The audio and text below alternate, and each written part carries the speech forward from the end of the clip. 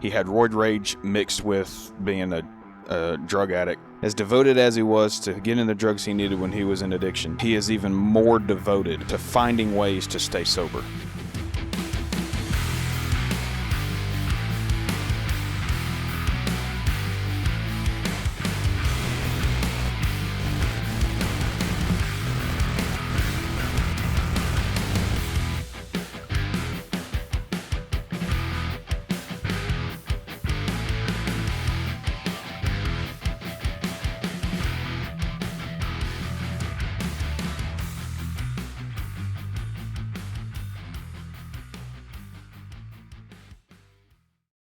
Before the fame, before the catastrophes, before the fist pumps, there was just Mike. Born July 4th, 1981, in Staten Island, New York, the youngest in a big Italian-American family, Mike Sorrentino grew up with a natural charisma, the kind of kid who could make anyone laugh, but also the kind who always wanted more. When the family moved to Monopolin, New Jersey, Mike found his rhythm. Fitness, friends, and a little swagger that would one day make him famous. In 2009, MTV rolled the dice on a new reality show called Jersey Shore. It was wild, loud, outrageous, and Mike the Situation Sorrentino, he was the face of it. The abs, the confidence, the GTL lifestyle, gym tan laundry became a national catchphrase. Behind the cameras, the money and attention were flowing fast. Millions in endorsements, club appearances, and TV paychecks. But so was something else, temptation. For Mike, it started with painkillers after a filming injury. Just something to take the edge off, but the relief it brought was so much more than physical. Soon, pills weren't for pain anymore. They were for keeping the party going. By March 2012, it was impossible to hide. Mike checked into Cirque Lodge Rehab in Utah, admitting he was battling oxycodone addiction. He left in April sober, but the war had only begun. A year of sobriety was tested in 2015 when another injury led to another prescription. This time the spiral was faster and darker. Pills, Xanax, Valium, cocaine. Mike would later admit he spent $500,000 feeding the addiction. And it wasn't just the drugs. In 2014, the IRS came knocking. Mike and his brother Mark were indicted for failing to pay taxes on nearly $9 million in income. By 2018, Mike pled guilty to tax evasion. The judge's sentence, 8 months in federal prison, plus 2 years of supervised release, and thousands in restitution and fines. Prison could have been the final blow, but for Mike, it was the turning point. On January 15th, 2019, he turned himself in. 8 months later, on September 12th, he walked out, sober, clear-minded, and determined to rebuild. This time it stuck. Mike's been sober since 2015, celebrating 10 years of sobriety in 2025. He returned to Jersey Shore family vacation, not as the reckless party king, but as a voice of reason. In 2018, just before prison, he married his college sweetheart, Lawrence. Together, they've welcomed 3 children, Romeo, Maya, and Luna. Mike now shares his story openly in his 2023 memoir, Reality Check, through speaking engagements and with plans to open Archangel Center's rehab facilities to help others find the recovery he fought for. He says it best himself: comeback is always greater than the setback. Alright, so that was Mike's little bit of Mike's story. Mike, the Situation Sorrentino is a personal favorite of ours. We're big Jersey Shore people around here. Which I wasn't originally. She drugged me into it, and then I found it to be absolutely hilarious.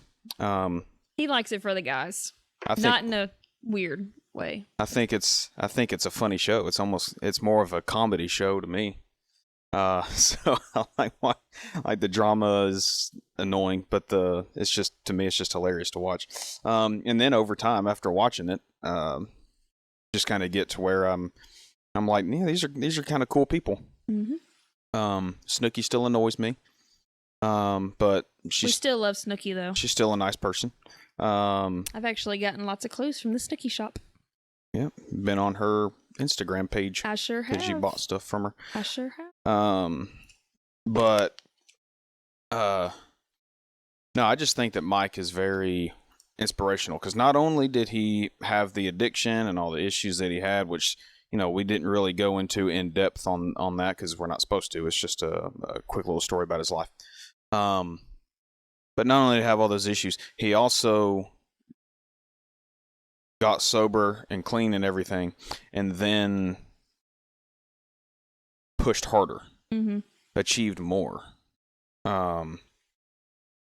He didn't just get sober and kind of stayed where he was, just a sober version, which is fine. But he did do like I've seen a lot of really successful people do.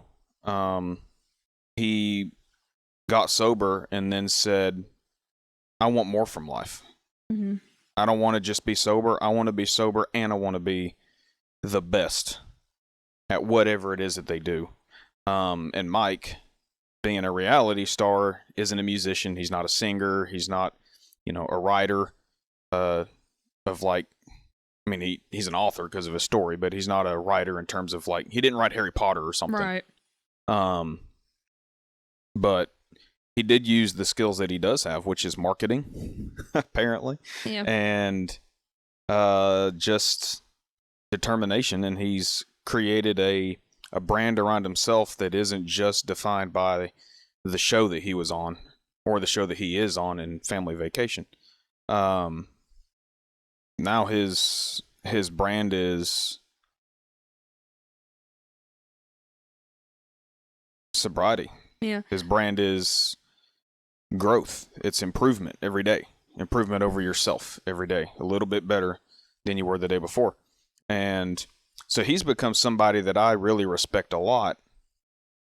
Not because of his TV show, not because he's famous, but because of what he has achieved and what he's been through to get to the level that he's at now. And what he's done with that, because, he started that Archangel's, what is it? It's not Archangel Studios, but it's... Well, we just read it. It's Archangel Centers.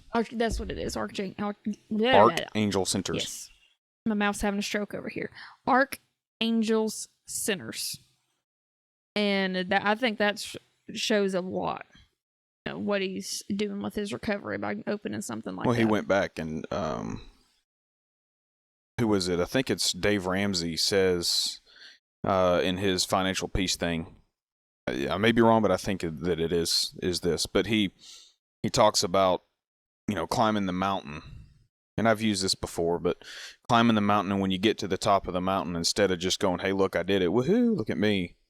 You turn around and you shine the light back down on the people who are also trying to climb the mountain. And you throw the ropes down and you get people to help you start pulling, and you start pulling people up to the top of the mountain where you are. You don't just sit there and go, hey, look at what I've done. This is great. Yeah. Well, and some people could say that's what he's doing, by being on the show talking about his sobriety. It's like, oh yeah, self-aggrandizing, talking about yourself being sober, blah blah blah blah blah. What about all the people who aren't? And there is a line of look at me and look what I've done, and then look at me and look what I've done. Now you go do it, because if I did it, you can do it. Well, remember I can't remember what year it was. It was before I think it was when the show first started back in 2018. It was before he went to court and everything. But him and Jenny, they actually went to one of the rehabs that he was actually a part of. When he was going through the program. He went and he actually spoke with some people. And then even Ronnie did that. Ronnie's another one, yeah. Yeah. Ronnie did that at... Oh, man, I can't remember who it was. It was in one of the last seasons. The one that used to be married to one of the Kardashians. He was a basketball player. His name is completely slipping my mind. Is that Lamar? No. Lamar, yeah. Is it Lamar Odom? Yeah, Lamar, because I feel like that was one that Lamar Odom had opened. I can't remember. Yeah, that's his. It was, yeah. Yeah, and Ronnie went and, spoke at that one. And well, him and Lamar have become good friends, and so he asked Ron to come speak. He looked like such a midget next to Lamar. Everybody looks like a midget next to Lamar. Yeah, but Ronnie, he's a meatball. Have you ever seen an NBA player in person? No, they're giant. The story didn't really give a lot of details as far as like how his addiction started. It said in a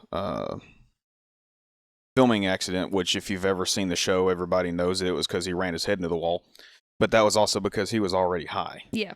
Because they were in Italy. And he didn't have any more drugs. Yeah, because I feel like he talked about it in the book, didn't he? Like, he only could bring so much. Or no, I don't think he was able to bring any at all. No, he brought a lot. Oh. He just ran through it so fast that he ran out while they were there. Oh, that's what and he needed more. Yeah. And so when him and Ronnie got into it, he slammed his head into the wall. Yeah. So that he had to go to the hospital so he could get more painkillers to get him through the rest of the trip. And that's also in the same season he's talking to his sister about wanting to come home on the phone, and that was why he was wanting to come home. It's because he was running out of the drugs that the doctors had gave him, and he knew he couldn't go back and get more, so he was trying to find an excuse to come home so that he could hit up his dealers and get more. I wonder if those were real tears, like just because of like the withdrawals he was good. Because remember, he was crying because he was going through all that stuff. Yeah, probably because of withdrawals in some sense, but he. But his addiction started before that. His addiction started early on in the filming of Jersey Shore. I feel like it started right after the first season. Yeah. And by the time they went to Italy, it was already bad enough that the other cast members didn't want to have anything to do with him. So he, like outside of filming, because his addiction was already so bad and how he was acting. And he was he was jacked up on steroids and everything too. Oh yeah. So he had roid rage mixed with being a drug addict on the different things that he was on, and I think it was either right before that or just after the Italy thing where he started getting on cocaine and stuff, but I can't remember exactly. I don't remember when he was doing that. I've read his book twice. Oh, you read it twice? I know you read it the first time, but I can't remember exactly when that started. But he's definitely somebody that you can look at and say, if you're already out of addiction, you can look at him as an example of not just I have to sustain. Mm-hmm. It's also a thing of I can dream. Yeah, I can strive to be more than just sober. Which for a lot of people, just being sober is enough, and that is fine. Like, if you can be a contributor, a good contributor to society, and be sober, that is perfectly fine. But it is possible, if you wanted, it is possible to strive to achieve more than that and be a business owner, be a counselor for people who are going through what you have been through. You don't have to just. You can use your past addiction as more than just a past addiction. It could be somebody else's lifeline, somebody else's strength. I think he's a good example of taking accountability too, of, the things that you did. Like when he went to court and did all that, he could have did like what some people want to do, and he could have, tried to run away from it. He could have tried to, pass it on to someone else, being like, well, he was the one that was handling this part. I had nothing to do with it. I didn't know anything about it, and all that. But instead, he took accountability and was like, you know what? Because I want to say his brother was the one that did all the financials, and that Mike didn't really know about it until it came time. I could be wrong. No, his brother brother Mark was taking care of all the business stuff. So Mike could have been like, I don't know why you're coming after me. I'm not the one that did it. He did it. But instead, Mike took accountability, and he missed out on that time with his new wife, with his friends, his show.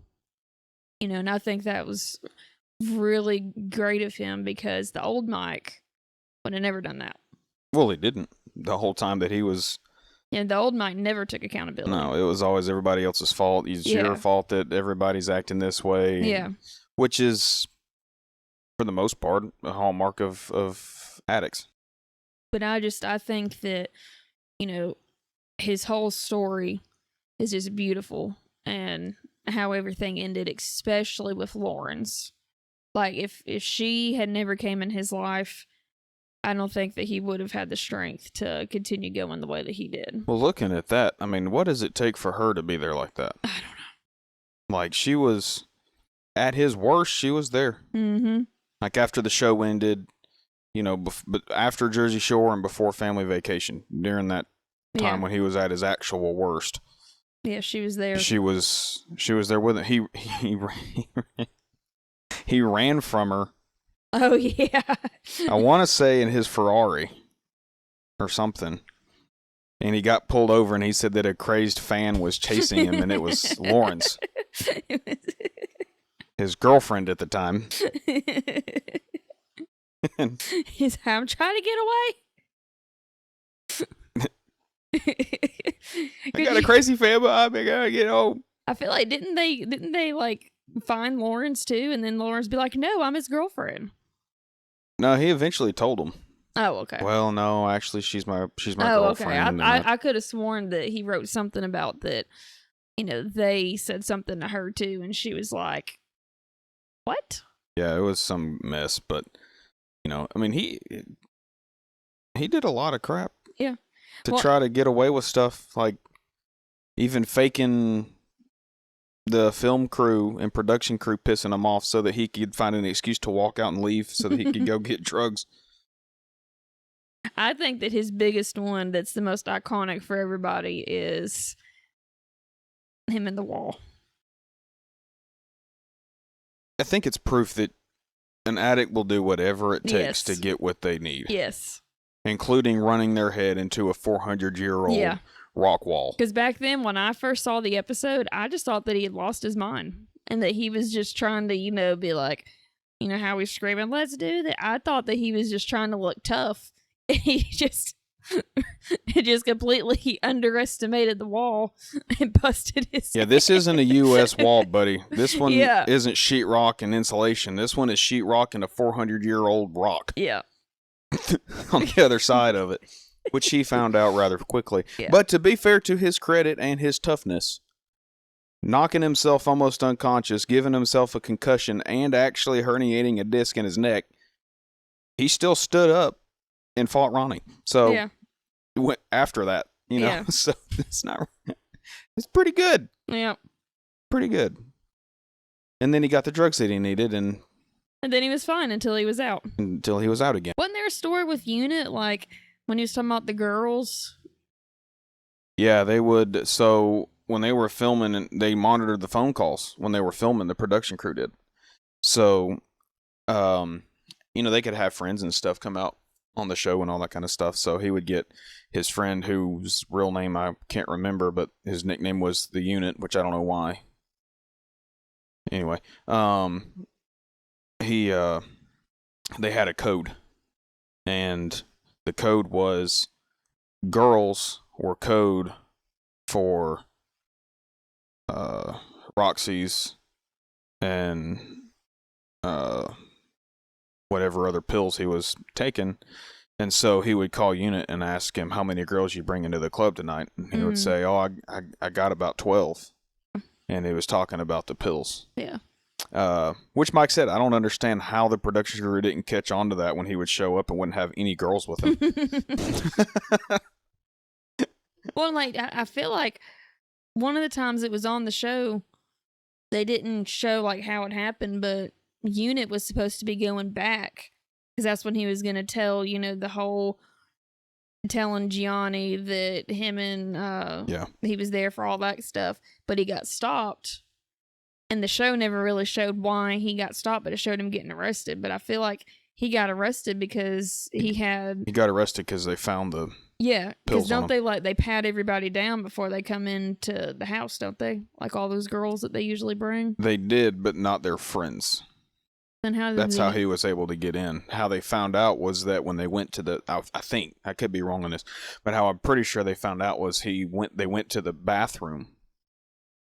So Unit held on to the pills for him so that Mike didn't have them on him. And Mike would give Unit a look.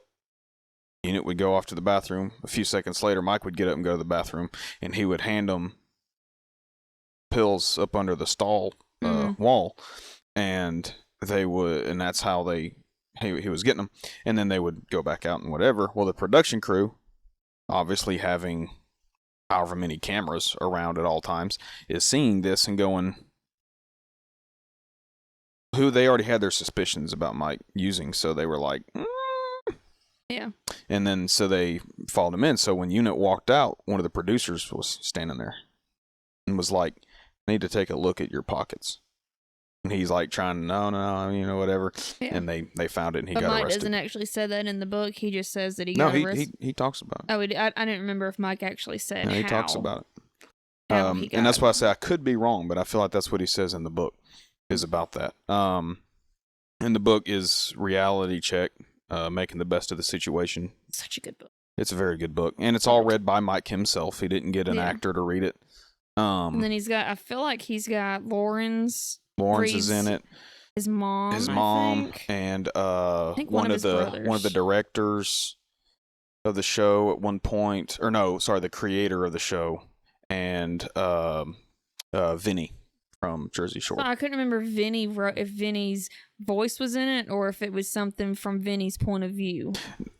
I don't feel like Vinny's voice. Vinny didn't read it. It was somebody, one of the directors or something, read Vinny's part, but Vinny wrote part of the book. But anyways, to me, Mike is just a good example of what is possible, and even more than that, like Grant Cardone is another one that was an addict and started realizing like, I can do more with my life than what I'm doing. And so he started getting help and trying to get sober. And once he got sober, then it was like, how do I stay this way?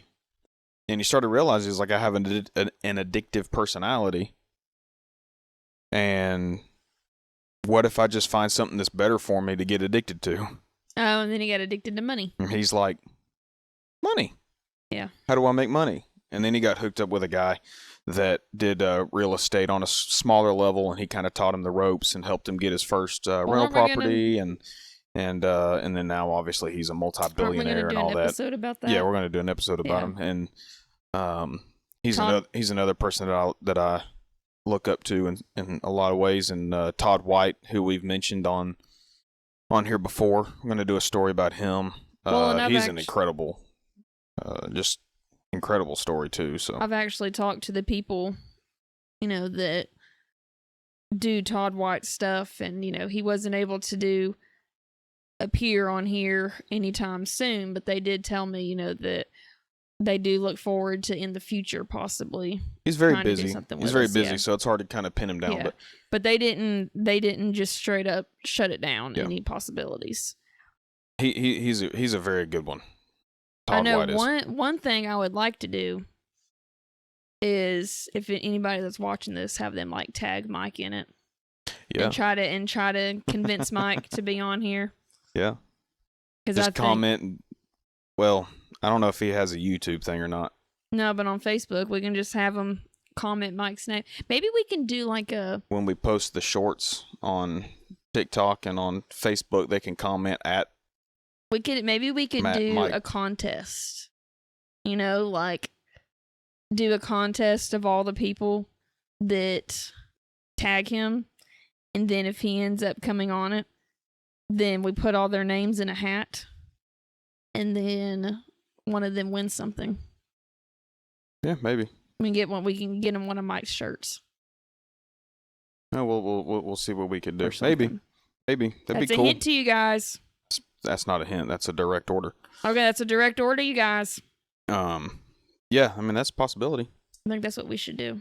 But yeah, I think, looking at for somebody who is freshly in recovery, somebody who's just sick and tired of being in addiction and they're trying to find a way out, like, find examples of the people who have done what you are trying to do. Mm-hmm. And then go do that. Yeah. I mean, not exactly. The chances of getting on a reality show and becoming that is extremely slim. But as an example of like, it is possible. And what Mike did was devoted himself, as devoted as he was to getting the drugs that he needed at the time, which I think we've shown he was pretty devoted to it. Yeah. As devoted as he was to getting the drugs he needed when he was in addiction, he is even more devoted in the same way to finding ways to stay sober, finding reasons to stay sober. That's like I posted something on the Facebook page, actually. It said, I can't remember verbatim what it was, but it said, you did everything you could to get high. Now do everything you can to get sober and stay sober. Yeah. And I think that Mike is a very good example of that, because he has done, I think he even has, I don't know if he's an actual owner, if he's a co-owner, but he's got something to do with a cookie shop now too. He's the owner of, I want to say it's like Crumble or something. No, it's like Crumble. Bang Cookies or something. Yeah, it's something. I'm going to find out. Yeah, he's the owner of something. And then, Lauren's, she's got a skincare thing and she's got a boutique. Mm-hmm. Mike has his clothing thing. I think he's got that protein thing too.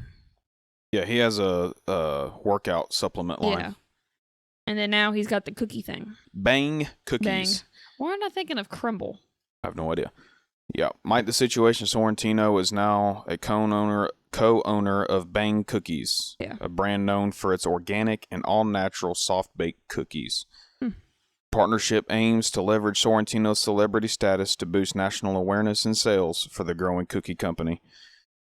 Bang Cookies has locations across New Jersey, New York, and Pennsylvania, including a new store in Brooklyn, and is known for its community involvement and support of school fundraisers. Well, so he's a co-owner of that now. He's got the his apparel line, clothes and all that crap, and then he's got his workout supplement line, and then now his Archangel centers, recovery centers that they should be getting really close to opening now. Yeah, it's supposed to open sometime this year. Really soon. So, and why is it called Archangels? Or Archangel? Because his name is... Because he's named after the Archangel Michael. Yeah. Mm-hmm. So that's why they did that. I think he talks about that too. Talks about that in the book. Yeah. Anyway, this is a quicker video, and these types of videos will be shorter. A little story about somebody, and then we'll talk about that person, and then we'll be done. So, kind of do this kind of stuff in between having guests on here. Between having guests, which we're working on getting more guests. We're trying to get all that squared away so we can have more content coming. Yep. So yeah, thank you for watching. Thank you for being a part of the community. To all the new subscribers and followers, and the likes and the shares and the comments. Those things are extremely important. Liking, commenting, and especially most importantly is sharing. So, we want to help people and encourage people and give people an opportunity to find a reason to beat whatever their addiction is, because it's not always drugs, it's not always alcohol. There's a lot of types of addictions that are out there, and we want to give people a reason to hunt reasons to get away from those addictions, and improve their life. Yeah. And even if you're not addicted to anything necessarily, find value in some sense knowing the struggle of those who are, because something that's very important